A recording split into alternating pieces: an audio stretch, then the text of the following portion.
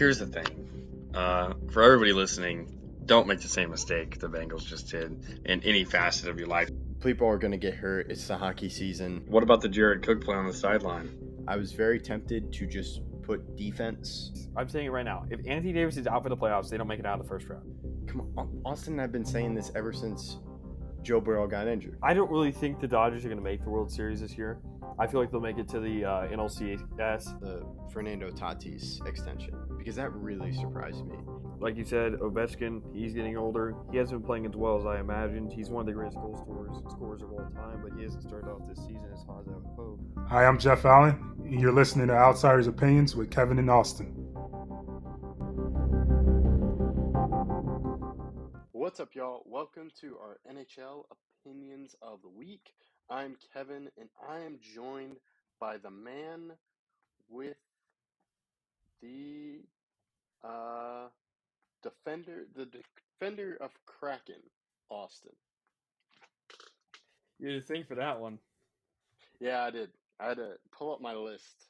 I wasn't as quick as I thought it would be. It's all good.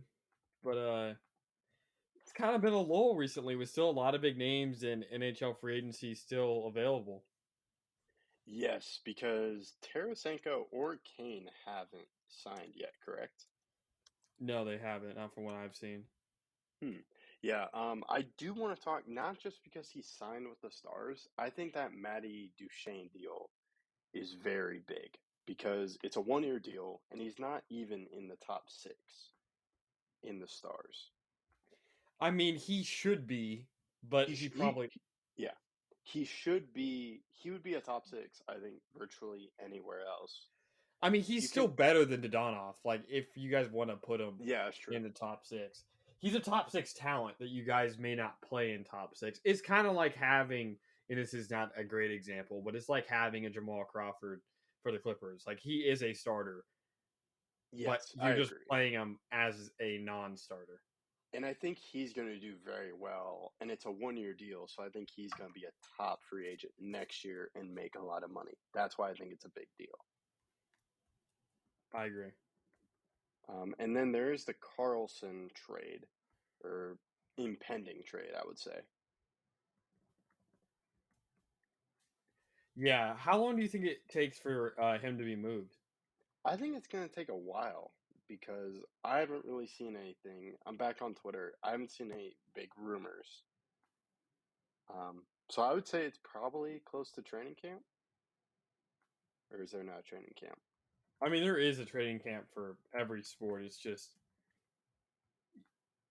I mean, I guess we'll see. I don't really expect the Sharks to wait too long, though, because I think they want to get whatever young guys and picks into their system immediately. Yeah, that makes sense. And I saw Carolina signed Orlov. Yes, they did. Okay. That's a good signing. Yeah, I'm trying to see what other moves there have been that I've missed.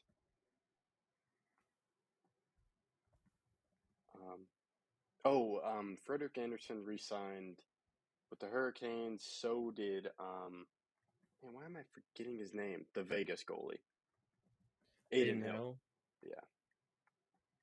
So not a lot of as much goalie movement as I thought there would be. Mm-hmm. Trying to think. What else has stood out to you? I'm kind of shocked. I mean, we talked about Kane and Tarasenko, but there's some other free agents I expected to be off the board already. Some teams are just, I think, waiting for those big guys to make a move, and it's kind of stalled the market, if you know what I mean. I see what you're saying. Because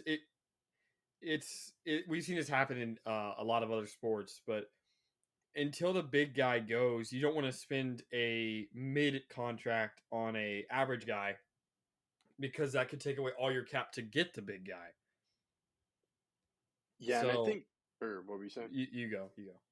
I think teams are also being very careful with the cap because I've heard the cap is supposed to go up a lot next year, so they want to have room for next year. to go spend. Mm-hmm.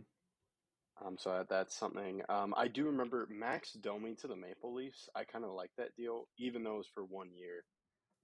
I think he'll be a good sign. Maybe he gets traded from the Maple Leafs, or he helps them when they make a playoff push. Yeah, another good signing that I'd like to mention is Ryan Graves to the Penguins.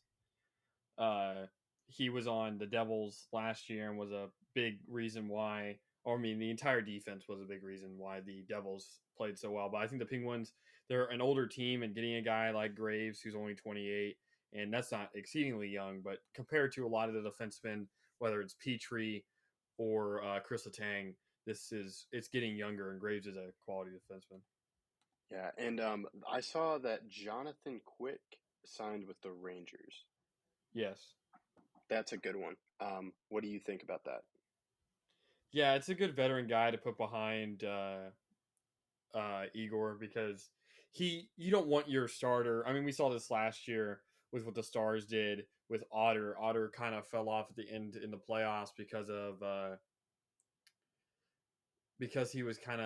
he wasn't well rested, and I think that's kind of the reason why the Rangers signed Quick, because Quick will be able to play 20, 25 games and hopefully give Igor a rest, so that playoff time Igor can play basically every game and be the star we all know he can be.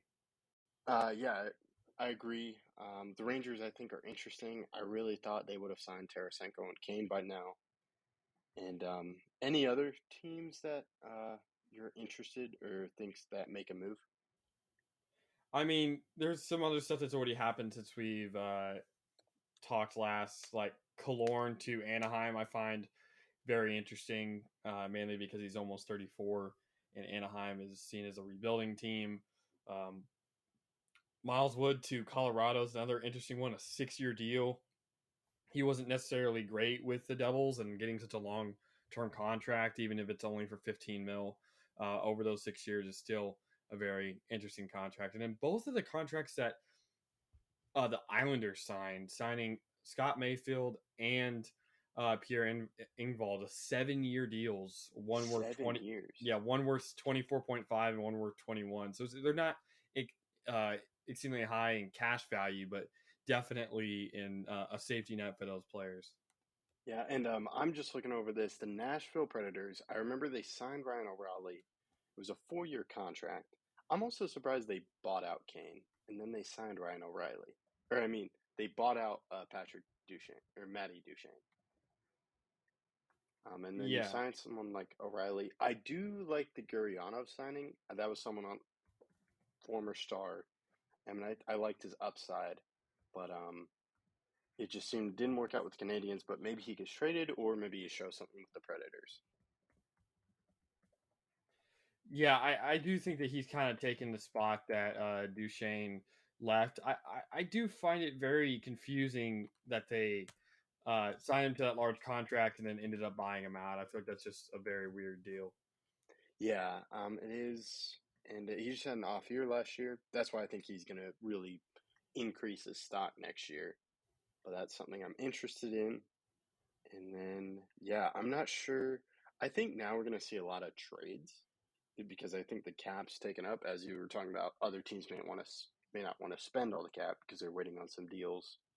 Because I think that I think the moves we're going to be talking about with this trades.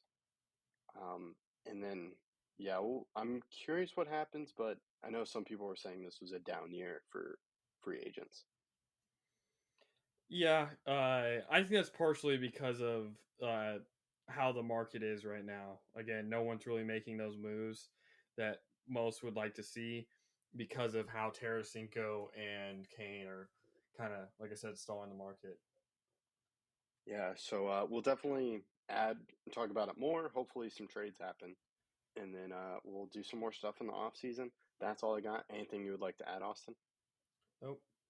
All right. Thank you for listening. Let us know what you think about it in the comments. Don't forget to follow us on social. Thank you for listening to Outsiders Opinions.